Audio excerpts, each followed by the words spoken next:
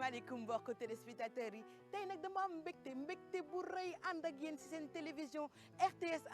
1 waaye nag li ci gën a neex mooy dañoo jóge Dakar ñëw ba fii Mbour dalal leen plus précisément à Saly à la tanière la villa Metsu tey nag defoon nañ ko daaw waaye ren nag dañuy baaxantal indil leen seen émission spéciale fin d'année je t'invite tey kan laa invité di ngeen ko xam léegi nii dem leen laaj benn affaire bu ndaw topp leen ma ñu dem découvrir ndoo kan mooy samay invité tey.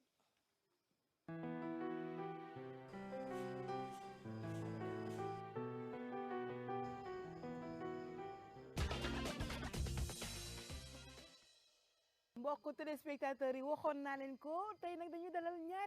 ñaari gan yu xalañ ci seen liggéey ci wàllum théâtre damay commencer nag par jigéen ñi la Linguère ñu laayu kaaba mën a muñ di jouer ci mbetteel dama leen di wax léegi nii sama xarit bu rafet bi di ñu léegi nii di ñu fekk ci suñu plateau bi da ngeen di wax automatiquement Rouba Seye Jagana parce que daf ma ne je tiens mon Jagana maanaam Jagana gi moom madame Jagana na nga def. fay naa la bu baax a baax di nuyu àdduna wërngal këpp di sant yàlla bu baax di julli ci Seydina Limaamu alayhi salaam. da nga am nag goro ci benn série bi muy mbetteel sa doom bi nday jaay di ko xas rek waaye tey moom dafa sense bu rëy mais benn costume 3 pièces Mandione Laye moo ñuy fekk ci léegi nii suñu plateau bu yanj bi Mandione Laye. salaamaaleykum. salaamaaleykum madame Jagana. madame Jagana ah deuxième bi day mer de. comment vous allez. naka yitte et ça c'est un plaisir ki may war a partager le plateau. dëgg la sama jigéen sama xarit. sama soppi. l'artiste hors pair. ba pare sama goro dans mbetteel. ah sa goro mais sa jabar bi tamit xaw naa doy waar. ah doy na waar. laamin bi téye woo ko de. ah kooku de mooy sama tour. ah xaw ma fu mu taxee yaayam. mais nag ndekete yoo guy dina jër xatax. ah loolu de yaa ma ko jàngal tey. léegi tey jii nii vraiment mbégte la di leen recevoir ci suñu plateau bu yanj bi. suñu plateau bu spécial bi nga xamante ne je t'invite ñu invité ñaari kàngam alors damay commencer par yow Rouba da nga commencer di jouer du théâtre parce que sa yaay moo la poussé nga dem ci benn troupe pour vaincre cette timidité est-ce que mën nga ñu ci wax. waaw en fait effectivement ni nga ko waxee noonu la. kon xam nga ne waxoon naa la ko. wax nga ko ba pare wax nga ko effectivement que dama nekkoon benn xale bu timide boo xam ne macha allah elle est toujours day rester toujours ci coin am jàpp ñaam fawul ak kenn donc li ñuy wax naan yaay li muy gis ci doom peut-être keneen di ko gis. mu jël ma yóbbu ma ci benn troupe théâtrale bu ñu naan troupe Baye Fall. pour ma épanouir pour ma mën a kaf mën a ree mën a partager mën a nekk ak samay xarit ak samay morom moo taxoon mu dugal ma ci. ah mais Mandione Laye yow tamit depuis 1994. oui yaa ngi ci biir théâtre bi. waaw tey jii nii naka nga gisee évolution théâtre au Sénégal. bismillahi rahmaani rahim salaamaaleykum tout d'abord ñu ngi lay nuyu madame di la gërëm ci invitation bi. di ko am kontaan di partager plateau bi ak avec Rouba Seye. alors di nuyu ñëpp ñi nga xam ne ñu ngi ñuy seetaan sur la RTS. c'est vrai depuis 1994 laa def théâtre. mais théâtre aussi day évoluer c'est comme le football c'est comme làmb ji c'est comme d'autres ak yeneen loo gis rek dafay avancer sur ñi nga xam ne les scénaristes yi dafay avancer sur la nouvelle technologie dafay avancer sur ñuy defar lumière et tout donc ça évolue c'est vraiment macha allah léegi. léegi man j'aimerais bien xam tey jii ñi ñu bëri ñu naan théâtre dafa xaw a dee te nit ñi dematuñu par exemple Daniel Sorano dem di seetaan ay pièces de théâtre alors que ne tey jii nii dafa nekkoon benn activité ba nga xamante ni dafa baaxoon ci mag yi nga doon yóbbu seen i doom di dem seetaan théâtre aujourd'hui est-ce que loolu manqué wul tey jii nii ci population sénégalaise bi. waaw xam nga dafa am nuance entre le théâtre et les téléfilms que nous faisons. le théâtre c'est sur le plateau mooy yi nga xam ne nga dem Sorano wala nga dem au Grand Théâtre nga def sur scène loolu mooy théâtre mais li ñuy def du théâtre cinéma la gën a jege. c'est des téléfilms copie-collé la quoi. donc loolu il faut nit ñi xam loolu quoi. léeg-léeg ñu joué katu théâtre baa ngi ni alors que nit kooku musul joué théâtre sax ay téléfilm rek la def quoi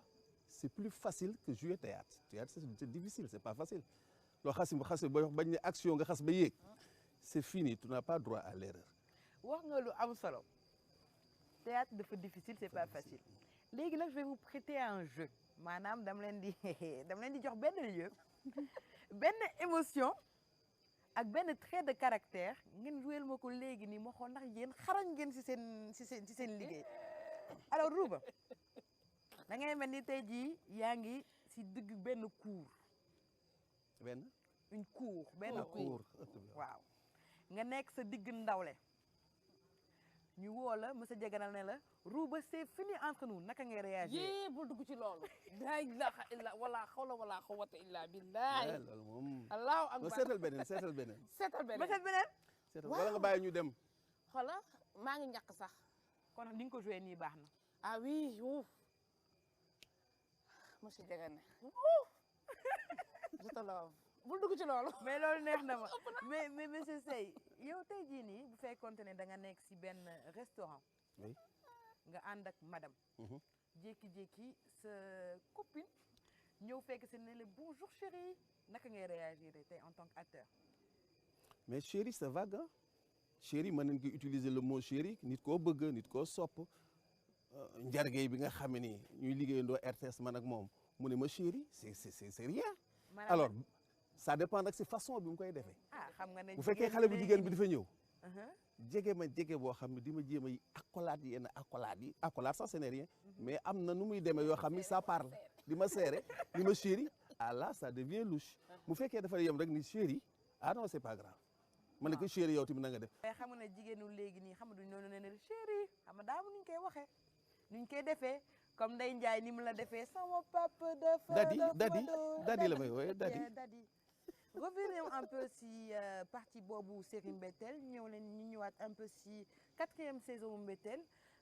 tey jii nii ngay nekk di sëy ak Ndeye Ndiaye ñu bëri nag comprendre ñu maanaam acte bi en tant que xarit. nga dem di sëy ak doomam mën nga ñu expliquer rôle boobu ak lan moo làqu si ginnaawam. waaw c'est des choses yoo xam ne ça arrive hein seulement peut-être xëy na dadi ni mu ko defee. baaxul peut-être que ni souhaité wu moon loolu mais xam nga seytaane moo entré dans la danse parce que papaam sama xarit la. alors qu'est-ce qui s'est passé un jour mu mbéj yaayam. mu ñëw di ma kalaame ci biir kalaame boobu mooy kalaame mu jooy ba tëdd sama dënn. alors sentiment bi dugg xam nga rek seytaane daal dafa bari doole alors ndekete xale bi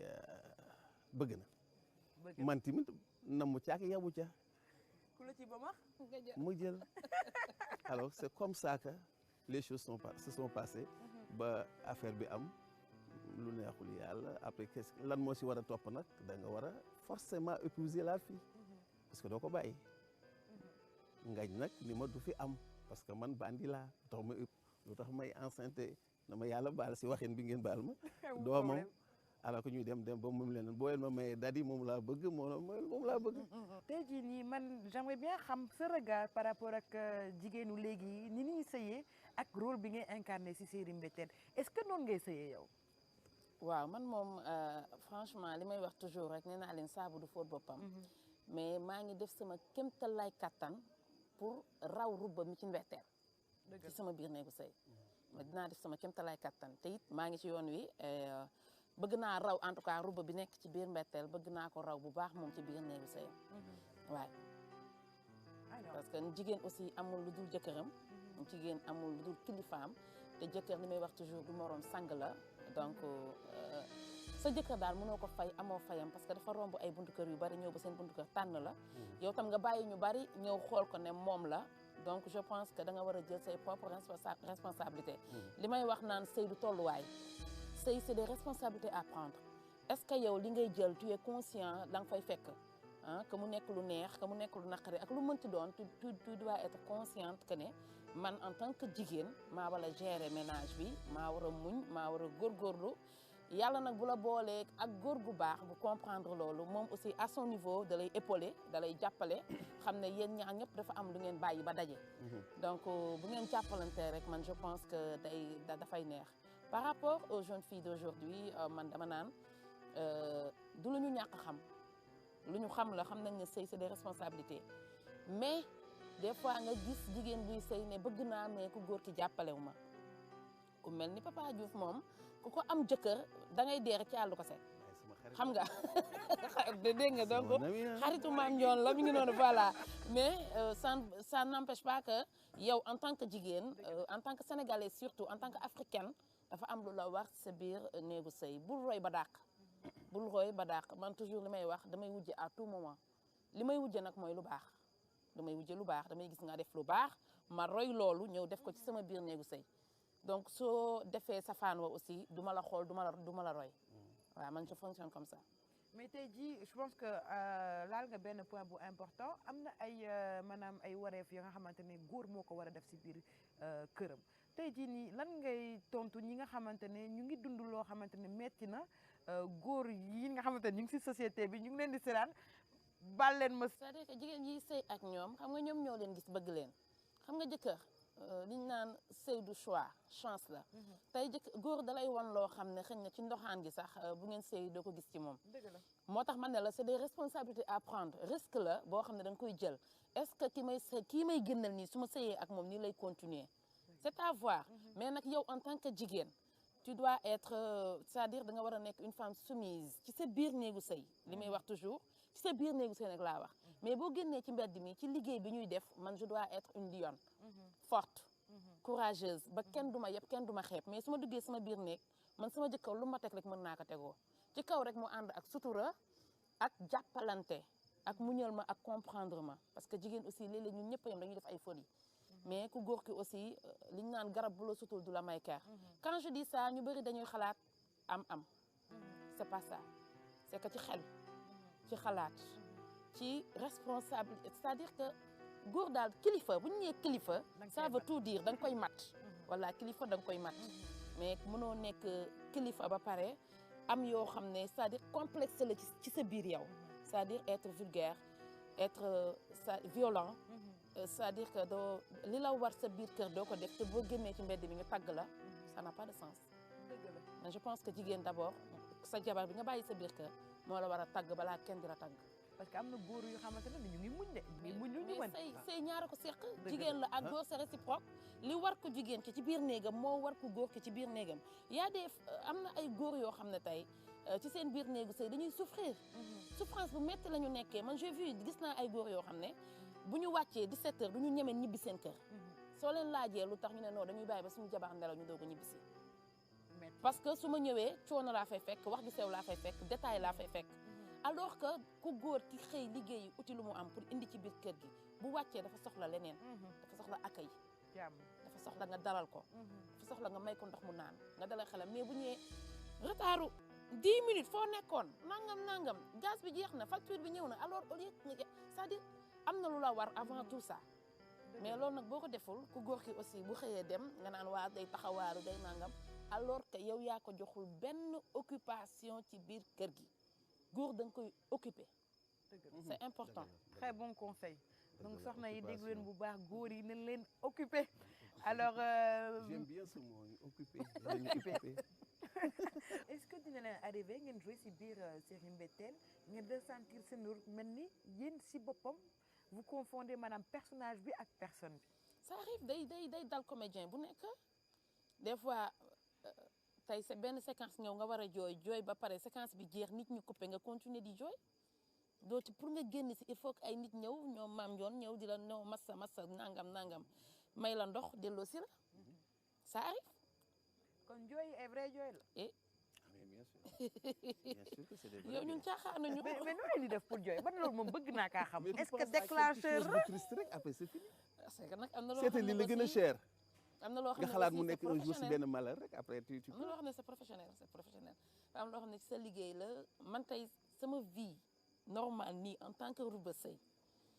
suñu waa kër soo leen laajee des fois dañu la naan dama dëgër xool man duma jooy te quand je joue su may jouer théâtre soo may expliquer rek séquence bu émouvant mën naa ci jooy nii bi may wax ak yow ci affaire Amina ak papam c'est ça c'est quelque chose boo xam ne doo ko mën expliquer au fait.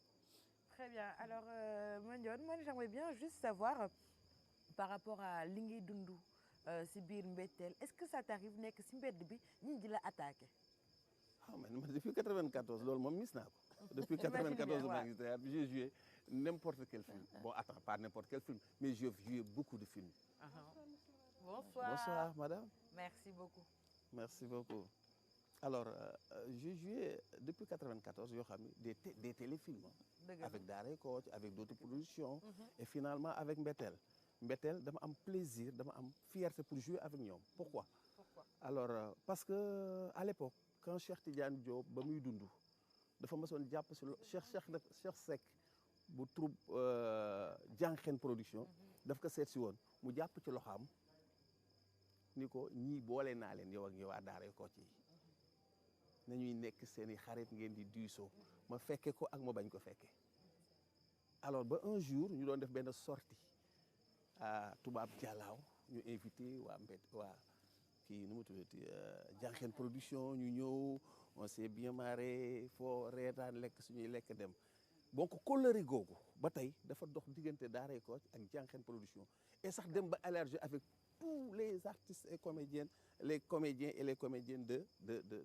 Thiès de Thiès alors loolu moo tax bi ñu ma wooyee ni ma dañ la pressentir ci benn rôle nga nekk xaritu Serigne Ngagne mais presque xam nga dafa am loo xam ni quand tu attends quelque chose parce que nit bu leen boolee kilifa nga dem ba kooku woo la ci liggéey mais da ngay sant yàlla mi ngi mel ni le jour bi nga xamee ni Tafa Diop sama idole parce que moo tax ma dugg ci théâtre parce que moo doon sama idole par son caractère sa façon de faire sa personnalité bi mu am façon jeu alors que ma ni kii ni booy yi di wax naan kii bu ma màggee ni moom laa bëgg mel ma ni kii bu may def art ni comme kii laa bëgg mel alors que je faisais du théâtre islamique à Cambérène tu sais qu'à Cambérène la religion est primordiale alors que les 31 décembre comme nii dañ doon def suñuy jàng kan moo ko doon firi Chérif Ousseynou Laye yàlla na ko yàlla yërëm alors bu ñu demee ba 4 heures du matin ñu yaatal géew bi def des petits sketchs mais basé ci diine jour bi ma jëkkee ñëw ba ñu yónnee yem si Tafa sama tànk damm alors ma ni mais mënatuma wax mais mu nekk nit ku ubbeeku ku yaatu alors que des fois les artistes dañuy wax ni dañu diis mais non attends du loolu parce que nit ki aussi il faut mu am personnalité quand même. dëgg la mais par contre mën naa rebondir foofu nit ñi dañuy jaawale comédien ak maanaam dans de la vie maanaam tous les jours dañuy foog ne que c'est pas deux personnes distinctes maanaam ñaari nit ñu bokk lañ et que comédien bi ñu mën a gis ci télé bi mën nañ ko fekk ci mbedd bi donc à chaque fois automatiquement dañuy ñëw di la tooñ donc pour yow ça c'est pas plutôt pesant. waaw parce que c'est-à-dire beaucoup de Sénégalais ne savent pas aborder la personne dafa am façon bu ñuy aborder la personne ba dee demee chez les tubaab dañuy ñëw nuyu la bonjour monsieur bonjour ñu rendre le benn bout de papier ni la nga defal leen orthographe c'est vraiment poli mais da ngay gis fii Sénégal bon nit ñi nag mentalité lay bokkuñu am na ñoo xam day ñëw salaamaaleykum sëñ bi nga baal ma àq de mën naa wax ak yow nga ne waaw man de dama la sopp ci tel théâtre bi nga defoon tel film boo xam ne dafa nekk sama bopp mais am na ñoo xamee ni waaye gars waaye nuyul nit ñi waaye xool da nga romb ñi fekk groupe bu toog nga ni salaamaaleykum dem ba tax waaye nuyu ñu bokk waaw sëñ bi pourtant nuyu naa non pourtant say fan sa lañ de c'est-à-dire façon bu ñu lay aborder des fois am na ñoo xam ne mënuñu supporter loolu bu dee classe Rouba Seye gi nag dafay tourné waat waaw baal leen ma de wax dëgg yàlla xam nga dama kii bu dee ma ne dama laan sëñ bi y a le minimum de respect toi aussi jox ma cër ah dañu yaakaar ni un artiste comédien c'est un clown c'est un farceur il y a une nuance entre le clown le farceur le comédien c'est un rôle on te donne un manteau da nga am koy plaidel tu es un avocat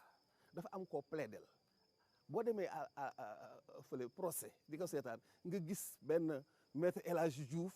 ngeen baal ma parce que moom laa xam si comme wala benn maître Babacar Mbaye bu Cambérène buy plaidel kenn mais da nga koy fon ak robam naan objection ñu naan kan rejeté wala accepté mais tey boo amoon ngénte invité maître El Hadji Diouf mu taxaw ba tàkkusaan jot langue gi toog ñi ñëpp a toog mu ñëw ni tël ak robu avocat am ñëpp a koy reetaan da nga koy reetaan pourquoi parce que fa mu ko indi moo dul place am donc un artiste comédien sikk naa artiste boo xam ni bu joué ba pare jël tenue ba sol ko nekk ak moom ci mbedd ma le menuisier bu liggéeyee ba pare dafay ranger ses outils le mécanicien il range ses outils le taximan dafay garer taxi am mais pourquoi nga jël manteau bi di ko loolu moo tax des fois ñu leen di xaw nag gars yi ngeen mais bu ba sëy jegana tey moom jegana bi dama koy wax moom dama ko bëgg xam naa loolu moo tax dama lay neexal et question bi ma la bëgg a poser par rapport aujourd'hui en tant que femme en tant que jabar liggéey bi metti na tournage yi dina tar yenn saa ngeen dem di voyager peut-être di tourner wala ngeen di guddee naka ngeen koy nga koy dundee ak sa vie maritale maanaam ak sa borom kër. xam nga wax naa la ko léegi gis nga couple compréhension la couple waxtaan la ba déggoo ci ay kàddu nee naa la jigéen amul lu dul jëkkëram li nga mën def mooy di waxtaan ak moom muy xam say programme nga muy xam ci lan nga nekk boo waree guddee war na xam boo waree teel a pare aussi war na xam nga tey ñun en tant que comédienne c'est-à-dire suñu liggéey moo xaw a complexe tuuti dañuy jël da ngay gis ku ñëw tourner ba pare war a ñibbi këram directement ma nga jubali ca xew ba attaayaal ko léebal ko feccal ko taasul ko xelam dal bu ëllëgee nga tàggu ko daw boo guddee ñëw day comprendre tey temps bi moo la ko mayu et puis nga après sang bi xam nga Ndeye Ndiaye moom du ko def Ndeye Ndiaye da koo talul Mandione Laye macha allah ils sont toujours beaux. merci pour les Mandione Laye macha allah li ko Ndeye Ndiaye di wax nag quand même xoolal tey def sañse def 3 pièces am. yow kii ndaanaan la. ndaanaan bu rëy tey jii nii est-ce que madame tey yenn say du la fiiree di par rapport ak fans yi nga mën a am. non Marème Sakho moom macha allah wàlliyu la. elle est exceptionnelle macha allah. kooku et tu sais que kooku mosuma fiire mosuma fiire comme téléfilm yi def nii ay guddee nii affaire yooyu joué non benn jour daal la ma mas wax benn affaire ci kaw farce dama joué woon benn film bu tudd l'arrangement Ndeye Khady bon bureau bi ma amoon benn déficit de 3 millions ñu jàpp ma tëj ma si kaso bi mu ñëwee fekk ma si police bi lëng ma ni ma man maay nekk sa avocat et ton seul avocat lëng bi xaw a yàgg ma koy seetaan ma nag sama jabar mu ne ma lëng bi moom yàgg na mais c'est ton farce quand même mais da ay fans damay ñëw sama kër di ma seet si ñi jooy fii ay affaires yooyu mais dañuy dem ba nekk xaritam ndax gentillesse am Rouba xam na li may wax du dama nekk si plateau télévision rek di tàgg sama jabar yaa ngi dégg donc musuma fiire bu fans yi ñëwee moo leen di recevoir mooy wax ak ñoom moo leen di dalal ku may seet fekkuma fa nekk koo xam ne une femme exemple loolu moo tax man la wàlliwu la macha allah moo tax benn yoon mën a gamee rek benn rek non man yàlla moo ma coaché fu ma wax ni jaar fa rek fa lay jaar il ne faut jamais dire jamais parce qu'on ne sait jamais benn rek il ne faut jamais dire jamais parce qu'on yaa may signé waaw man maa ko signé benn rek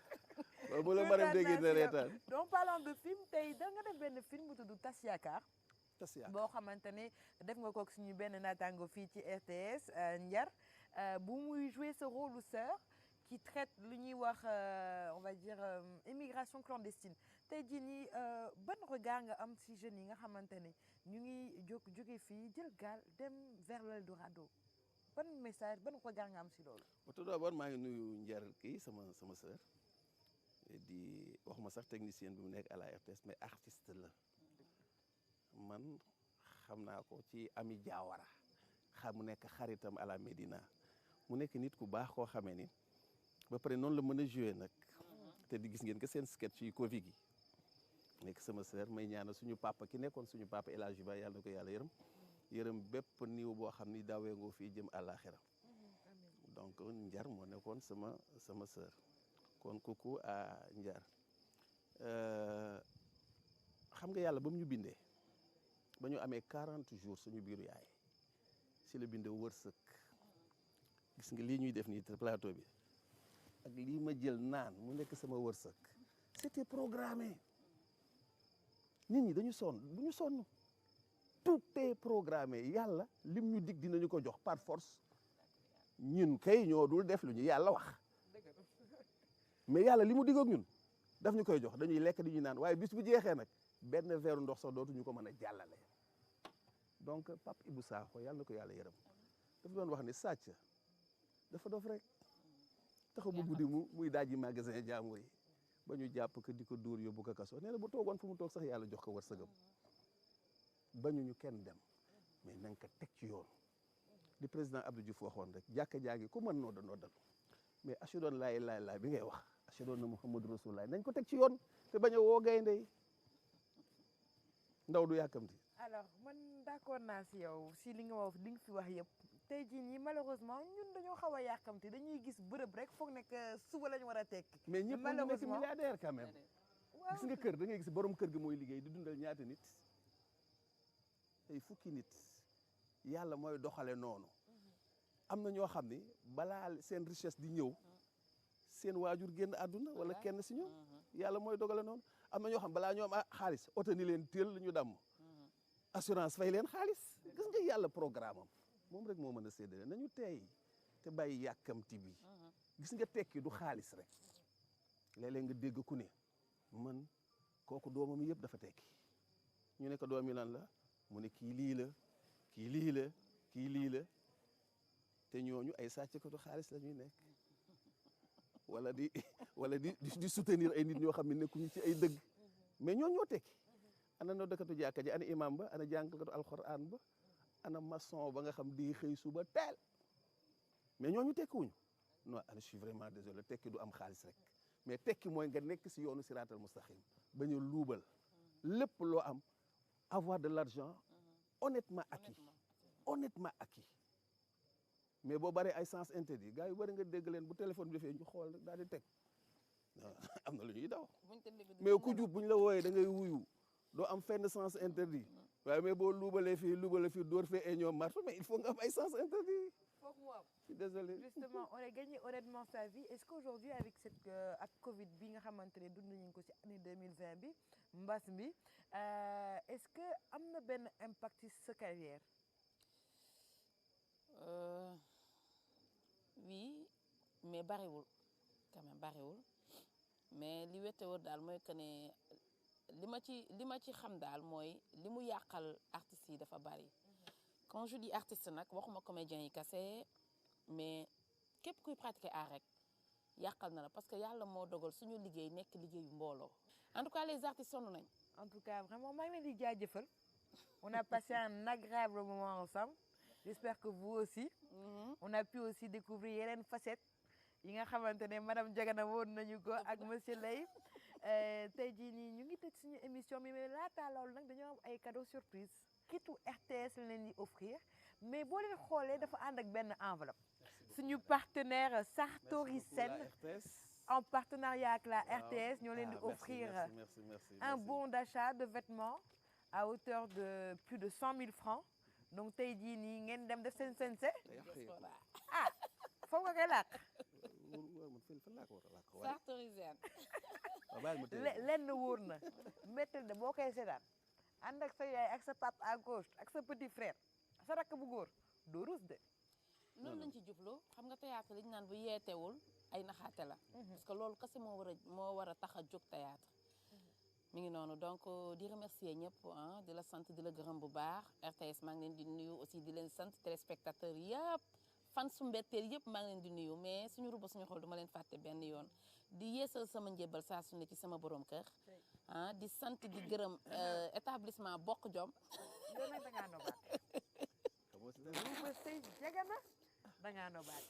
ëpp na loolu dafa ëpp donc établissement Bokk Jom VIP borom Chine kooku di Soxna Ndour maa ngi koy remercier ci robe bu yanj bi nga xam ne moom la ma jox mais nag di remercier Fifi coiffeuse bi nga xam ne mu ngi nekk fële ca Nord Foire moo jaar ci bopp bi sant naa gërëm naa ñëpp mais nag di sant di gërëm sama mbokk sama xarit sama mag muy Maam Ndione macha allah dama ko jox ca trop parce que dafa bokk ci man dafa bokk ci man lool sax macha allah di ko ñaanal gudd fan nag bu wér a wér a wér di ko wax ne sant naa la bu baax Alassane. jërëjëf Rouba jërëjëf waaw di gërëm ñëpp di sant ñëpp madame ñu ngi lay gërëm bu baax ci invitation bi parce que c'était pas évident que nga invité ñu vraiment ñu mën a exprimer wu ci plateau bu quoi ci fin d'année yi quoi donc comme sama sœur bi ni mu ko waxee rek moom aussi dama koy gërëm parce que dañu bokk yu bari quoi dañu bokk pas-pas ñaan yëpp ay saaba Seydina Limaamu lañu benn ñaareel bi aussi dama naw jukkoom c'est pas parce que li muy tourné si mbetteel léeg-léeg keneen ni mais est-ce que noonu la mel mais bu ko melul à 100% tamit nekk nag à 99% wallaahi macha allah dafa mën a muñ dafa am tolérance te muñ fa la gars yi mën a rawanteel te xoolam dafa rafet et aussi xam nga ni jeu rek macha allah kenn mënu ko ci sentir nañ ko sax kon maa ngi koy gërëm di ko sant di ko ñaanal yàlla di ñaanal yàlla waa RTS lépp lu ñu bëgg yàlla loolu ko yàlla defal mais RTS sa kanam di gërëm sama yaay parce que yaay moo ñu génn si ñëw si àdduna di ko ñaanal gudd fan bu ànd ak wér gu yaram lool mu yàgg fi loolu yaa Maram Diop dundal lu bare bare ma femme préférée. ah yow tamit nobaate ko. Mais je l'aime. d'accord naa. non franchement je l'aime d'accord naa. je l'aime. ah c'est Pourquoi? beau ça. parce que macha allah parce que là boo ko gisoon elle est aimable. non non non. elle bat Ma le jox la avion wala? elle bat le beurre. boole ci laalum oh bépp. li neex na. di nuyu sama doom yi Fall Mar Faat Laay ñoom Limaamu ñoom Anta Laay Sali et puis di leen ñaanal yàlla ñoom ñëpp yàlla ñu màgg ba tekki donc di ñu gërëm aussi di jox loxo tous les artistes comédiens de Daaray Kocc aussi de Mbetteel les techniciens de Mbetteel ñu fi mel ni ñoom Badou Ndiaye le scénariste Samba Diaw xam nga des fois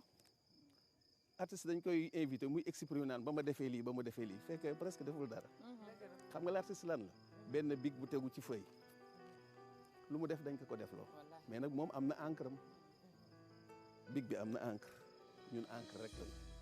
donc dafa am ñu poussé sañu gannaaw ñooñu dañu nekk derrière la caméra kenn gisu leen kon ñu ngi sant ñëpp en grosso modo di gërëm ñëpp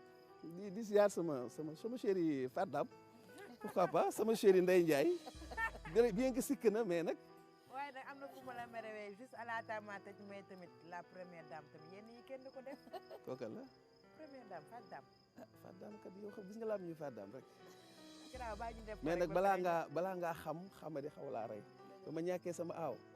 non rëccu naa de. ba nga ñàkkee sa aaw nga non ñàkk gu ma ko nag de maa ngi ci topp ba tey nga xamante ne café daam nuñ koy defaree. ñoo ko déggandoo jaajëf merci de nous avoir suivis merci à l'équipe technique qui nous a accompagnés ici à Saly plus particulièrement à la tanière Villa Metsu ñu ngi leen di jox nag di daje pour beneen numéro je t'invite bu boobaa nag di ngeen xamal ne beneen daanaan la ñuy invité ñu ngi leen di jaajëfal et jërëjëf pour li ngeen ñuy bégal suñu xol yi à travers seen art jërëjëf. Merci beaucoup.